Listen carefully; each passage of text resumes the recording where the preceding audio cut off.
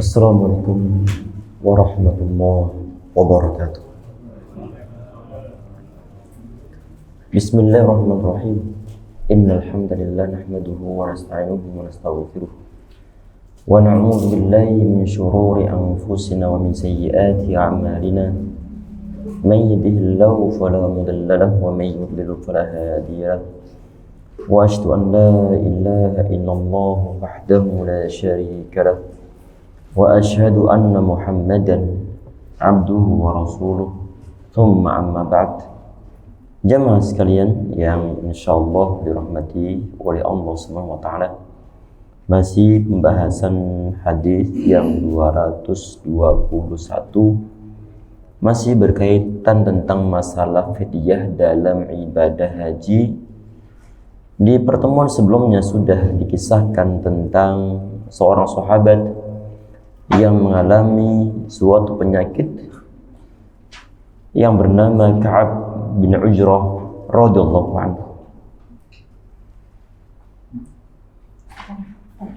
Sakit parah, kemudian bagian kepalanya ataupun rambutnya dipenuhi dengan kutu. Kemudian oleh Nabi Muhammad SAW, beliau disuruh untuk, tentunya sebagian dan riwayat disuruh untuk nyukur rambutnya, rambutnya. Berhubung nyukur rambut itu dilarang bagi orang-orang yang sedang berihram, dilarang, termasuk min mahdhuratil ihram, termasuk di antara hal-hal yang diharamkan ataupun dilarang di saat sedang berihram. Sehingga berhubung dilarang dan keadaan beliau cukup memprihatinkan, Nabi Muhammad SAW beliau memberikan suatu keringanan. Karena ibadah umrah ataupun haji itu ada suatu ibadah yang mulia, sehingga di saat ada suatu pelanggaran termasuk nyukur rambut dilaksanakan, maka perlu ada hukumannya, maka perlu ada fidyah-fidyahnya. Yang disuruh Nabi Muhammad SAW di sini adalah fasum salasata ayyam, engkau berpuasalah 3 hari. Au at'im sitata masakin, ataupun berilah fakir miskin 6 orang, berilah makan. Likulli miskin nisfu sa', masing-masing seorang fakir miskin itu ada setengah sa'. Termasuk di antaranya yang bisa untuk ditempuh adalah menyembelih seekor kambing. Ini yang telah kita bahas sebelum-sebelumnya secara singkat-singkatnya. Sampai di poin ini yang sempat kemarin mau kita ulang sedikit tentang kaidah usuliyah, al-ibratu bi'umil ma'na la bi khusus sabab. Al-ibrah bi'umumil ma'na la bi khusus sabab. Jadi yang menjadi suatu patokan itu adalah keumuman makna, bukan karena faktor sebab tertentu, bukan karena sebab-sebabnya. Tayyib. Di saat peristiwa ini ataupun hal yang berkaitan dengan firman Allah Subhanahu wa taala yang diturunkan tentang masalah orang-orang yang berihram, kemudian dia di kepalanya ada adzan, di kepalanya ada rasa, ada gangguannya, maka dia ini bisa untuk bayar fidyah. Tapi perhatikan di situ bahwa yang menjadi suatu patokan, walaupun toh ayatnya itu adalah khusus untuk sahabat Ka'ab ibn Ujrah radhiyallahu anhu, tetapi untuk mempraktekannya ini berlaku secara umum,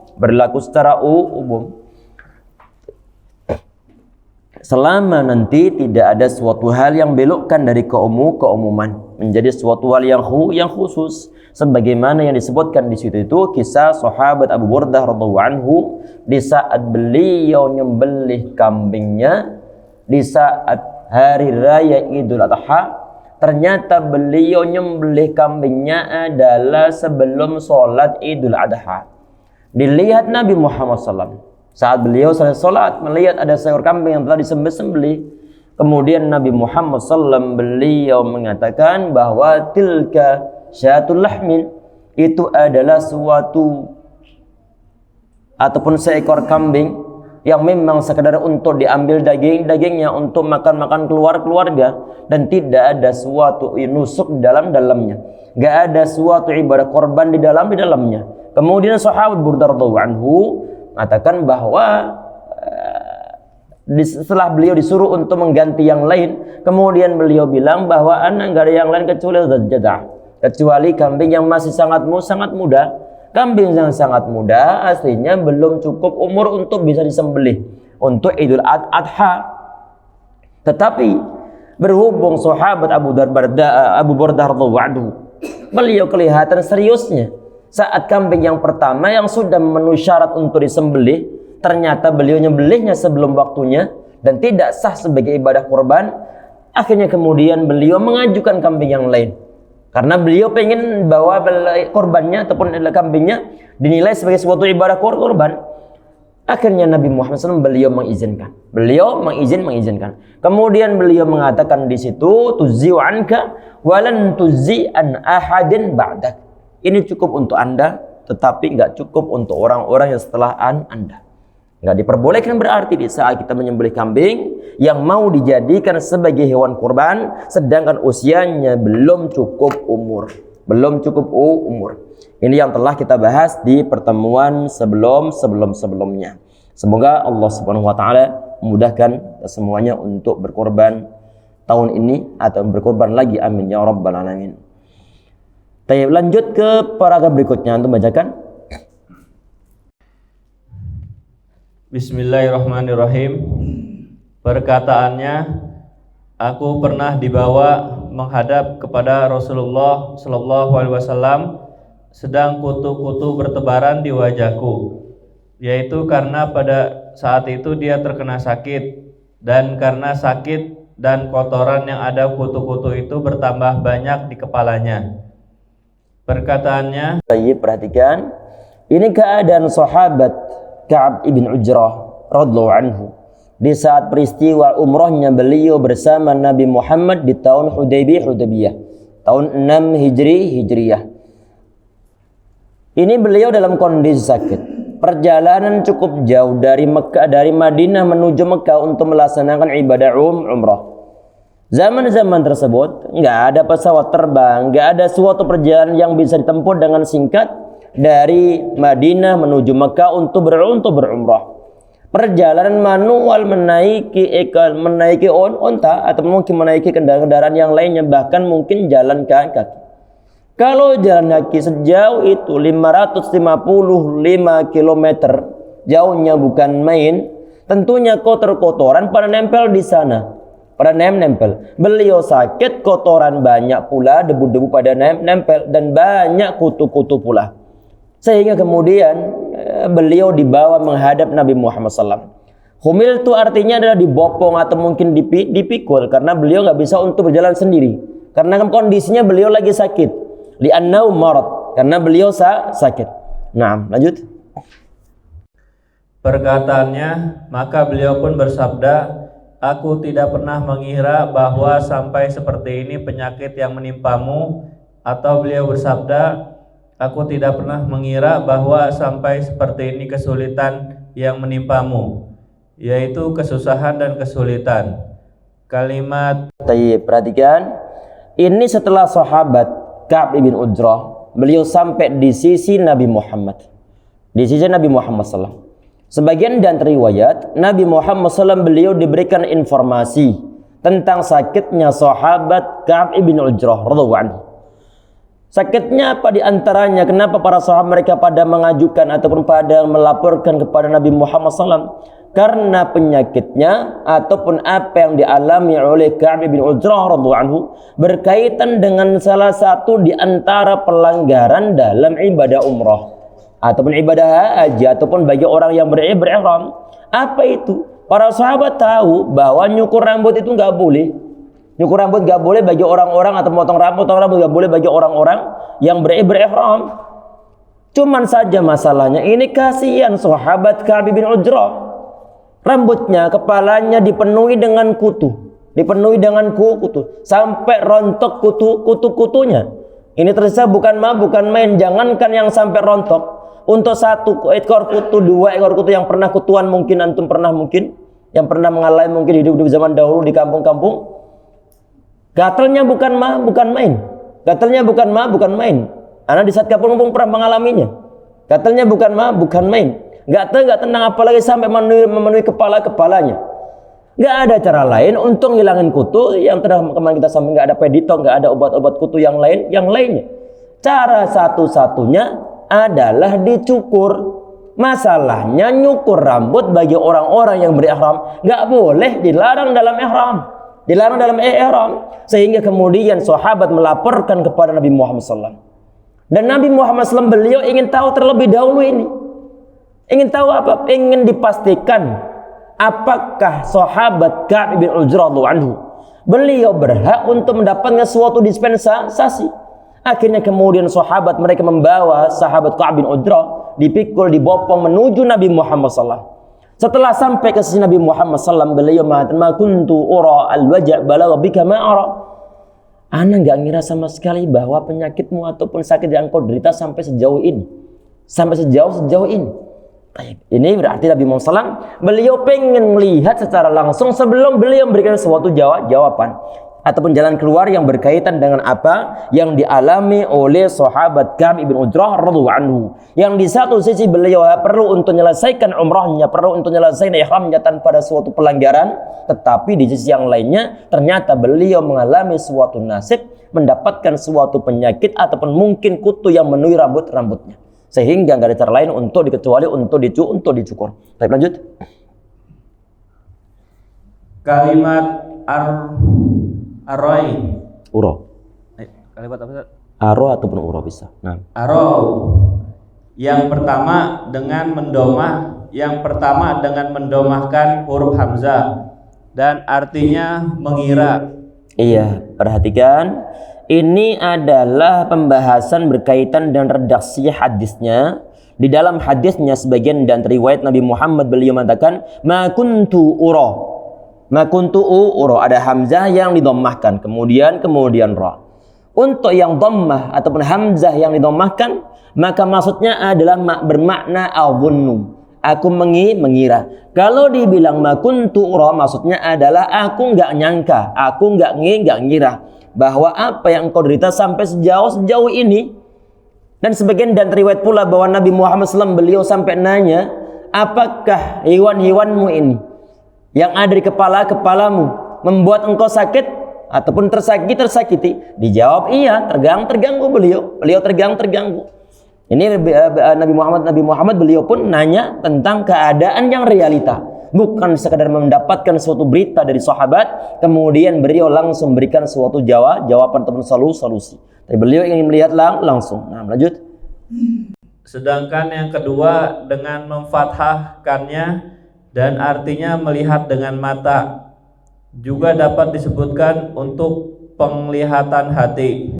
Iya, jadi kalau aro itu adalah ru'yatul basariyah, adalah melihat dengan menggunakan mata kepala, ataupun mungkin sebagian di antara arti adalah ru'yatul qalbi, ataupun mungkin sekedar melihat, ataupun mungkin sekedar persangkaan. Allahu a'lam. Lanjut. Zahir hadis tersebut bahwa mereka para sahabat sempat mengabarkan tentang kondisi Ka'ab bin Ujrah radhiyallahu anhu kepada beliau. Lalu mereka bertanya kepada beliau tentang apa yang seharusnya mereka lakukan terhadapnya. Iya, ini kehati-hatian para sahabat. Mereka tahu bahwa orang-orang yang sedang berihram nggak boleh untuk nyukur rambut. Di satu sisi mereka kasihan terhadap sahabat Ka'ab bin Ujrah. Berhubung tahu ada larangan, berhadapan dengan keadaan yang cukup memprihatinkan yang dialami oleh sahabat Ka'ab bin Ujrah. Walaupun tak begitu, mereka nggak langsung main cukur rambutnya, tetapi adalah konsultasi terlebih dahulu kepada Nabi Muhammad SAW untuk mendapatkan suatu jawaban ataupun solusi. Baik, lanjut. Maka beliau pun memerintahkan agar dia dibawa ke hadapan beliau agar dapat dilihat. Iya, berarti perlu ini diperiksa terlebih dahulu nih. Kalau mungkin saat ini mungkin perlu untuk dicek up keadaan sahabat Ka'ab bin Ujrah radhiyallahu anhu. Nah, perlu verifikasi visual langsung kepada sahabat Ka'ab bin Ujrah. Nah, ataupun langsung nanya kepada pasien-pasiennya. Walaupun Nabi Muhammad SAW satu dalam poin ini beliau enggak mengobati, tetapi beliau memberikan suatu jawaban yang syar'i berkaitan dengan apa yang dialami oleh Ka'ab bin Ujrah dari sisi masalah ibadahnya, ataupun ibadah umrahnya. Nah, lanjut. Yaitu apakah membiarkan rambut itu akan menyulitkannya atau tidak. Perkataannya, maka beliau bersabda, apakah kamu memiliki seekor kambing? Dia menjawab, tidak. Beliau bersabda, puasalah. Beliau memulai dengan seekor kambing karena dia adalah salah satu bentuk fidyah yang paling utama. Zahir hadis itu menunjukkan bahwa jika tidak ada ayat tersebut di atas, maka seekor kambing merupakan suatu keharusan apabila dia memilikinya. Akan tetapi ayat itu secara tegas menyatakan bahwa boleh memilih dalam membayar fidyah, sehingga hadis ini menunjukkan akan keutamaan kambing. Demikian halnya lafaz riwayat yang lainnya jelas menyatakan tentang bolehnya memilih dalam membayar fidyah. Baik, perhatikan di sini. Tadi ini Nabi Muhammad SAW beliau ingin memastikan tentang keadaan sahabat Ka'ab bin Ujrah radhiyallahu anhu. Beliau ingin melihat langsung seberapa parah penderitaan ataupun sakit yang diderita oleh sahabat Ka'ab bin Ujrah, lebih khusus lagi berkaitan dengan kutu yang ada di rambutnya. Sehingga Nabi Muhammad SAW sampai beliau nanya, ayu'dzika hawamuka hadhihi? Apakah hewan-hewanmu ini mengganggu Anda? Dijawab iya. Kalau sampai menimbulkan suatu gangguan yang cukup parah, berarti ada suatu masyaqqah. Kalau ada suatu masyaqqah, ada suatu kesulitan yang sangat, maka nanti bisa lari ke arah darurat. Itu nanti memperbolehkan melaksanakan suatu hal yang dilarang. Ataupun istilah atau bahasa usul fikihnya ataupun kaidahnya adalah ad-darurat tubihul mahdurat, bahwa sesuatu keadaan yang darurat itu memperbolehkan suatu hal yang dilarang. Sahabat Ka'ab bin Ujrah radhiyallahu anhu, beliau dalam keadaan darurat saat itu, keadaannya apa? Beliau parah kutunya. Berarti darurat, maka nanti munculkan tentang suatu kemudahan yang berupa pelanggaran yang diperbolehkan. Yang sebelumnya nggak boleh mencukur rambut, maka dalam keadaan darurat semacam itu boleh untuk dicukur rambutnya. Apakah gratisan? Enggak, ada konsekuensinya yang berupa apa? Ini yang kita bahas saat ini, yaitu perlu untuk bayar fidyah. Sehingga kemudian Nabi Muhammad beliau nanya, Adzatan, apakah ente punya kambing? Dijawab lah, nggak punya kambing. Kalau gitu ente puasa. Nabi Muhammad SAW beliau memulai opsinya adalah memulai dengan asyad, dengan kambing. Berarti ini ada levelnya, level premium, perlu suatu biaya yang lumayan bisa untuk dipakai korban. Tayyib, berhubung sahabat Ka'ab bin Ujrah radhiyallahu anhu beliau tidak milik kambing, Nabi Muhammad SAW beliau nyuruh untuk berpuasa sejumlah ataupun 3 hari dan seterusnya. Nah, perkataannya di dalam riwayat lainnya disebutkan, maka Rasulullah Shallallahu Alaihi Wasallam memerintahkannya agar memberi makan 1 faraq seukuran 3 sok. Sebentar. Tadi yang di poin sebelumnya disampaikan bahwa tadi beliau mulai dengan bada'a bisyah. Beliau mulai memberikan suatu opsi yang berupa kambing. Karena li'annaha afdalu anwa'il fidyah. Karena kambing itu adalah fidyah yang paling utama. Wa dhahirul hadisi, dan lahiriah dari hadis ini ataupun tekstual dari hadis ini adalah kalau seandainya laulal ayah, kalau seandainya bukan karena adanya ayat Al-Qur'an, an-nasyat ta'ayyanu idza wajadaha, kalau seandainya enggak ada ayat Al-Qur'an yang membahas masalah fidyahnya orang yang berhaji. Niscaya kalau toh misalnya hanya ada hadis ini saja, maka kalau ada orang dia punya kambing, gak boleh untuk berpuasa sebagai fidyah. Wajib hukumnya untuk nyembelih kambing. Tetapi ternyata jelas-jelas dalam ayatnya adalah Allah Subhanahu wa taala dia mengatakan, "Wa man kana minkum maridhan aw bi adhan min ra'si fa fidyatun min siyamin aw shadaqatin aw nusuk." Orang yang di bagian kepalanya ataupun orang yang sakit ataupun di bagian kepalanya ada suatu gangguan, maka bagaimana? Maka di saat dia melaksanakan suatu pelanggaran yang berkaitan dengan masalah ihram, maka dia boleh untuk berfidyah baik berupa puasa ataupun sedekah ataupun suatu penyembelihan korban. Berarti berhubung ada ayat ini sehingga kemudian adanya kambing ataupun mungkin berpuasa ataupun mungkin memberikan makan fakir miskin berjumlah 6 orang, ini sifatnya adalah opsional. Sehingga kemudian para ulama di saat mereka membahas masalah hadis ini dibilang bahwa yang paling utama itu adalah kambing, tetapi itu bukan syarat utama. Karena ayatnya adalah memberikan suatu pilihan dengan alternatif yang lainnya. Itu masuk dalam poin ini. Lanjut. Ulang dari itu masalah al-faraq. Perkataannya di dalam riwayat lainnya disebutkan, maka Rasulullah Shallallahu Alaihi Wasallam memerintahkannya agar memberi makan satu faraq seukuran 3 sok antara 6 orang miskin. Al-faraq adalah ukuran 3 sok dengan sok standar Nabi Muhammad Shallallahu Alaihi Wasallam dan sekarang makruf di Madinah dengan sebutan mud. Iya. Nah, perhatikan. Di sini di dalam riwayatnya tahu-tahu muncul istilah faraq. Memang yang kalau kita perhatikan di matan hadis yang 212 di riwayat yang kedua ada riwayat berkaitan dengan bahwa Nabi Muhammad SAW beliau perintah kepada sahabat Ka'ab bin Ujrah radhiyallahu anhu agar memberikan faraqan baina sittatin. Apa arti faraq di sini? Ini adalah setara dengan 3 sok. Untuk satu soknya itu ini adalah sok nabawi. Sok nabawi.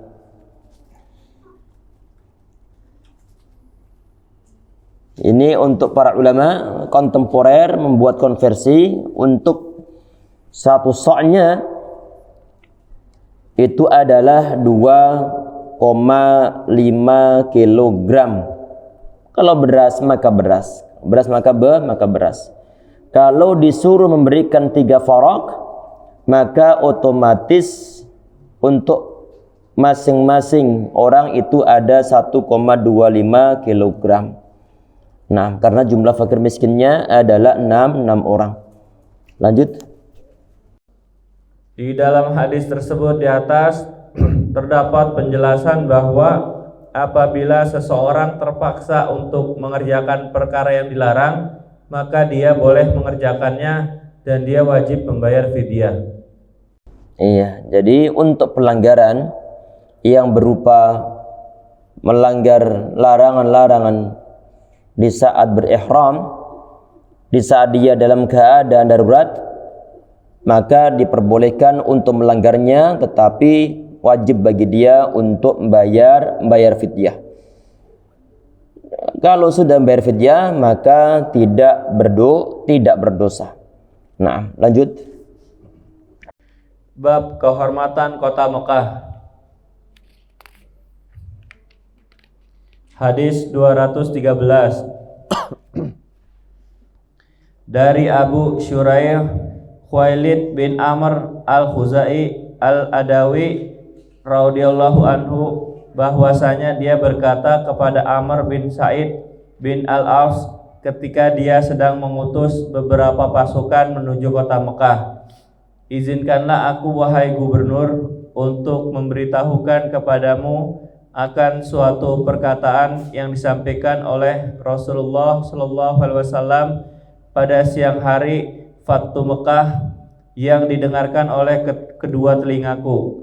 dipahami oleh hatiku dan dilihat oleh kedua mataku ketika beliau menyampaikannya, yaitu bahwa sesungguhnya beliau memuji Allah dan menyanjungnya. Lalu beliau bersabda, sesungguhnya kota Mekah telah Allah Ta'ala muliakan, namun orang-orang belum memuliakannya, sehingga tidak halal bagi seorang pun yang beriman kepada Allah dan hari akhir untuk menumpahkan darah dan menebang pohon padanya. Jika ada seseorang merasa mendapatkan rukhsah dengan alasan perangnya Rasulullah SAW, maka katakanlah kepadanya, sesungguhnya Allah telah mengizinkan untuk Rasulnya dan tidak mengizinkan untuk kalian. Sesungguhnya perang itu diizinkan untukku hanya sebentar saja dari waktu siang, dan kemuliaannya telah kembali pada hari ini seperti kemuliaannya pada hari kemarin. Maka hendaknya yang hadir menyampaikan kepada yang tidak hadir. Maka ditanyakan kepada Abu Syuraih radhiyallahu anhu, lalu apa yang dia Amr bin Sa'id katakan kepadamu? Dia Amr bin Sa'id berkata, aku lebih mengetahui tentang hal tersebut daripada kamu, wahai Abu Syuraih. Sesungguhnya tanah haram tidak dapat melindungi seorang pelaku maksiat, seorang yang melarikan diri karena tanggungan darah, dan seorang yang melarikan diri karena suatu pengkhianatan. Nah, perhatikan, ini berkaitan tentang masalah otoritas dan juga kesucian kota Mekah yang patut kiranya perlu untuk dijaga, dihormati dari generasi. Di saat ditanya misalnya kenapa kok di saat orang-orang berhaji, orang-orang berumrah, mereka nggak boleh untuk membunuh hewan-hewan buruan yang ada di sana. Karena diantaranya adalah bentuk kemuliaan kota Mekah, sehingga makhluk hidup yang ada dalamnya nggak boleh untuk diganggu. Syariat Nabi Muhammad SAW, beliau melarang tentang masalah pembunuhan-pembunuhan yang ada di dalamnya. Tayyib. Kita perhatikan di sini. Tadi bahwa sahabat Abu Syuraih Khuwailid bin Amr al-Khuzai radhiyallahu anhu, beliau berkata kepada Amr bin Sa'id, ini dia adalah seorang gubernur di saat dia mengutus seorang utusan ke Mekah. Kemudian ini sahabat Abu Syuraih radhiyallahu anhu, beliau mengatakan tentang suatu berita, tentang suatu kejadian atau tentang suatu yang pernah diucapkan Nabi Muhammad SAW, yang mana ucapan beliau dibilang oleh sahabat Abu Syuraih, kata beliau, telingaku mendengarnya, hatiku memahaminya, dan mataku melihat beliau saat beliau mengucapkannya. Ini ucapan jemaah sebelum beliau mengucapkan apa yang diucapkan Nabi Muhammad SAW. Ini seakan-akan beliau ingin menanamkan tentang masalah apa yang beliau ucapkan tentang masalah sabda Nabi Muhammad SAW itu adalah datanya valid. Beliau dengar langsung, beliau saksikan langsung, beliau masukkan dalam hati. Beliau tidak mendengar dari orang lain. Sehingga nanti ini kenapa kok perlu disampaikan kepada gubernur tersebut yang datang dari jauh, biar nanti gubernur tersebut dia nggak salah langkah. Tentunya gubernur ini yang datang dari jauh bukanlah seorang sahabat. Berhubung di sahabat Abu Syuraih beliau adalah seorang sahabat, khawatir nanti jangan-jangan gubernurnya akan melaksanakan suatu tindakan yang dilarang dalam syariat agama Islam. Tayyib. Di antaranya dua poinnya, di antaranya adalah dilarang untuk menumpahkan darah. Berarti Mekah adalah zona aman, nggak boleh ada perang dalamnya, nggak boleh ada eksekusi dalamnya. Termasuk pula di situ dilarang tentang masalah pengrusakan alam. Jangankan untuk membunuh orang, untuk mata-matain ranting pohon pun nggak diperbolehkan. Untuk membunuh binatang pun nggak diperbolehkan. Karena nanti mengganggu Mekah. Tayyib. Itu inti yang ada dalam hadis ini. Taib, lanjut. Syarah hadis bab kehormatan kota Mekah, yaitu karena dia memiliki kehormatan di atas seluruh tempat yang ada di muka bumi disebabkan oleh kemuliaan Al-Bait Al-Haram. Perkataannya di dalam hadis Abu Shuraih radhiyallahu anhu bahwasanya dia berkata kepada Amr bin Sa'id bin Al-As, dia adalah Al-Asidaq, pamannya adalah Amr bin Al-As radhiyallahu anhu. Dia adalah gubernur kota Madinah pada masa kekhalifahan Muawiyah radhiyallahu anhu dan anaknya Yazid. Dia berhasil menaklukkan kota Damaskus, Syam. Dahulu dia pernah mengutus beberapa pasukan ke kota Mekah atas perintah Yazid atau Abdul Malik. Lalu Abu Shuraih radhiyallahu anhu memberinya nasihat, namun dia tidak mau menerimanya. Baik, perhatikan. Seorang ulama ataupun para sahabat ataupun seorang ulama di saat mereka melihat tentang hal pelanggaran syariah yang dilanggar oleh seorang pejabat, ulama sekedar mengingatkan. Sahabat Abu Shuraih, beliau sekedar mengingatkan gubernur ini, tetapi ternyata nggak diindahkan sama sekali. Dan di model-model di negara manapun begitu. Kadang-kadang di saat seorang ulama sudah nasihatin bahwa kebijakan yang ada itu adalah melanggar syariah, merugikan rakyat, merugikan rakyat ramai, tetapi kadang-kadang tidak digubris. Sebagaimana di saat zaman-zaman dahulu tentang masalah perluasan Masjid Nabawi, jangan sampai nanti melebar ke area kuburan Nabi Muhammad SAW. Tetapi ternyata penguasa mereka berkata lain, padahal sudah diingatkan oleh para ulama, Masjid Nabawi ataupun kuburan Nabi Muhammad SAW jangan dimasukkan, jangan di dalam area masjid. Memang kuburannya awal-awal di luar, tetapi perluas Masjid Nabawi kemudian menyebabkan kuburan Nabi Muhammad dulu di dalam masjid. Intinya bahwa para ulama mereka itu sekedar mengingatkan. Untuk masa eksekusi tergantung nanti pejabat-pejabatnya. Itu urusan mereka sama Allah Subhanahu wa taala. Apakah nanti para ulama mereka berontak? Enggak ada istilahnya orang Islam yang berakil sunnah jamaah mereka berontak. Nasihat perlu untuk disampaikan, tapi untuk berontak enggak. Pahit enggak pahit, enak enggak enak, ya sudah. Jadi masalah insyaallah khair, tanggung jawab mereka sama Allah Subhanahu wa taala. Tayyib, lanjut. Akan tetapi setelah itu dia memberontak terhadap Abdul Malik. Akan tetapi usahanya berhasil digagalkan oleh Abdul Malik. Lalu dia membunuhnya secara sobran. Perkataannya ketika dia ini termasuk sejarah yang kelam di sebagian di antara awal-awal dulu. Nah, lanjut. Perkataannya ketika dia sedang mengutus beberapa pasukan menuju kota Mekah, yaitu untuk memerangi Abu Zubair radhiyallahu anhu. Perkataannya, izinkanlah aku wahai gubernur. Itu adalah sebuah panggilan untuknya yang penuh dengan hikmah, karena seyogyanya agar seseorang yang memiliki posisi yang besar dipanggil dengan penuh kelembutan dan sopan santun, karena hal itu lebih dapat dia terima meskipun dia adalah orang yang sangat-sangat jahat. Karena sesungguhnya Allah Ta'ala berfirman kepada Musa dan Harun alaihissalam, pergilah kamu berdua kepada Fir'aun, karena dia benar-benar telah melampaui batas. Maka berbicaralah kamu berdua kepadanya Fir'aun dengan kata-kata yang lemah lembut. Mudah-mudahan dia sadar atau takut. Quran Surat Toha ayat 43-44. Iya, ini diantara hikmah yang bisa dipetik dari apa yang disampaikan oleh Nabi Musa alaihissalam kepada Fir'aun. Yang jelas-jelas Fir'aun itu adalah penguasa yang sangat lalim, penguasa yang sangat zalim, dan ngaku sebagai seorang Tuhan.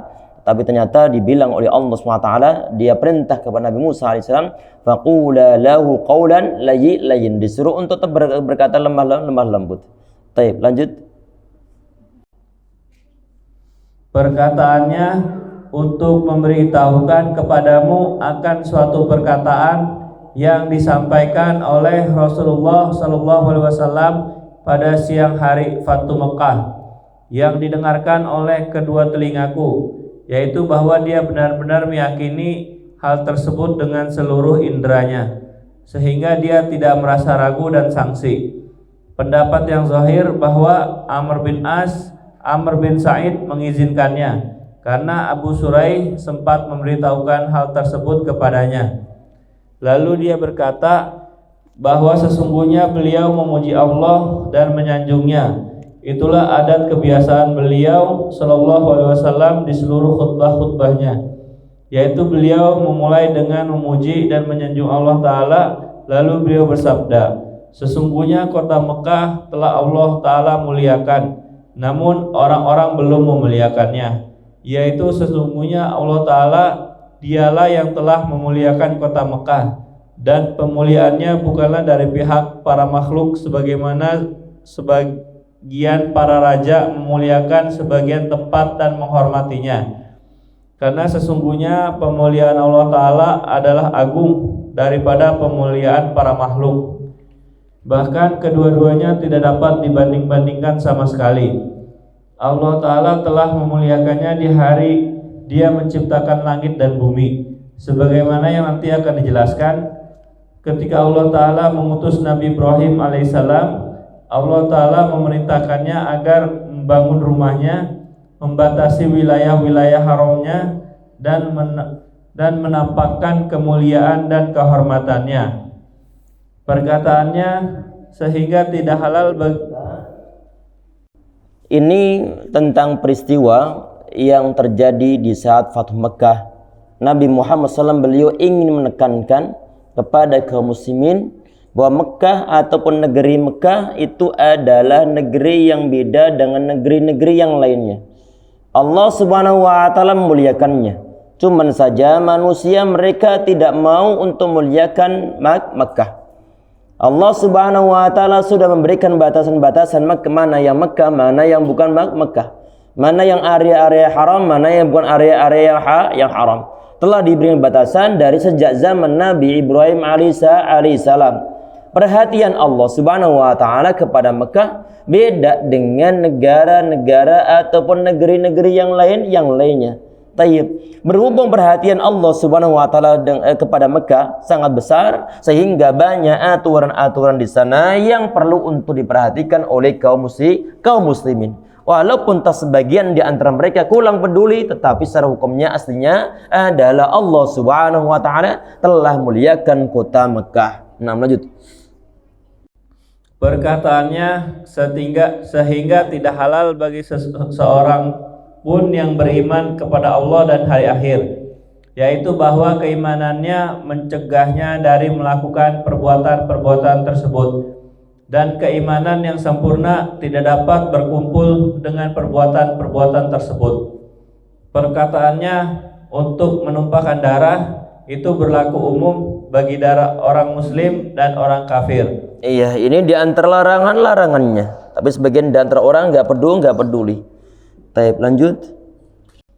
Perkataannya, dan menebang pohon padanya, yaitu semua jenis pohon. Akan tetapi pohon al-izkir dikecualikan dari larangan itu, sebagaimana yang nanti akan dijelaskan. Juga pohon al-kamaah, tanaman yang ditanam oleh manusia, tumbuhan yang mengering sampai menjadi kayu bakar, dan membiarkan hewan-hewan ternak digembala dengan sendirinya, tidak apa-apa ditebang atau dipotong. Perkataannya, jika ada seseorang merasa mendapatkan rukhsah dengan alasan perangnya Rasulullah SAW, yaitu di hari Fathu Mekah, maka katakanlah kepadanya, sesungguhnya Allah telah mengizinkan untuk Rasulnya dan tidak mengizinkan untuk kalian. Sesungguhnya perang itu diizinkan untukku hanya sebentar saja dari waktu siang, yaitu bahwa izin tersebut bukanlah izin yang bersifat umum bagi beliau di setiap waktu, melainkan di waktu itu saja. Dan kemuliaannya telah kembali pada hari ini seperti kemuliaannya pada hari kemarin, maka hendaknya yang hadir menyampaikan kepada yang tidak hadir. Perhatikan sebagai closing ya jamaah sekalian, bahwa di saat misalnya setelah disampaikan tentang hal-hal yang haram hukumnya untuk dilaksanakan di area-area Mekah, termasuk pertumpahan darah. Kemudian sampai misalnya ada orang yang bilang bahwa ini kami berperang adalah karena Nabi Muhammad SAW beliau pun pernah berperang dalam penaklukan kota Mekah. Perhatikan, maka jawabannya di sini adalah Allah Subhanahu wa taala sudah ngasih izin kepada Nabi Muhammad SAW untuk menaklukkan kota Mekah, dan Allah tidak mengizinkan kepada kalian. Berhubung gak ada suatu izin secara khusus, maka artinya bagaimana? Maka artinya kita tetap wajib hukumnya untuk menggunakan aturan yang baku yang lain, bahwa tidak diperbolehkan untuk melaksanakan suatu pelanggaran yang besar, termasuk di antara adalah safkud dima, termasuk di antaranya adalah mengalirkan darah di sana. Naudzubillah. Di zaman Nabi Muhammad SAW di saat Fatu Mekah tahun 8 Hijriah, bahwa memang terjadi Fatu Mekah, tetapi hampir tidak terjadi suatu pertempuran di sana, karena orang-orang Mekah mereka sudah keder terlebih dahulu, mereka bertekuk lutut.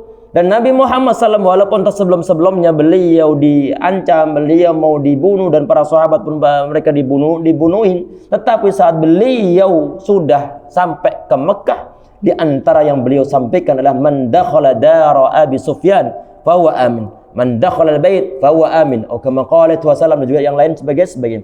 Orang yang masuk rumahnya Abu Sufyan maka aman, orang yang masuk rumahnya sendiri maka dia aman, orang yang masuk ataupun mungkin berada di area di Baitullah maka dia pun aman, dan juga perkataan-perkataan beliau yang lainnya.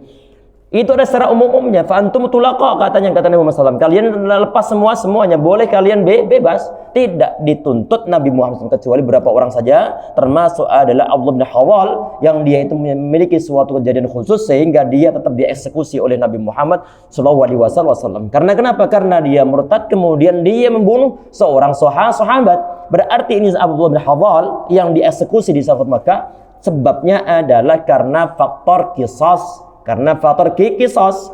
Allahu a'lam bishawab. Nanti untuk hadis yang ke berapa ini, yang lumayan panjang ini, nanti insyaallah kita kronologikan lagi di pertemuan berikutnya, hadis yang 213. Waktu sudah habis, kita cukup sekian insyaallah untuk pertemuan ini dengan doa kafaratul majlis. Subhanallah, anta astaghfiruka wa atubu ilaik. Assalamualaikum warahmatullahi wabarakatuh. Waalaikumsalam warahmatullahi wabarakatuh. حي على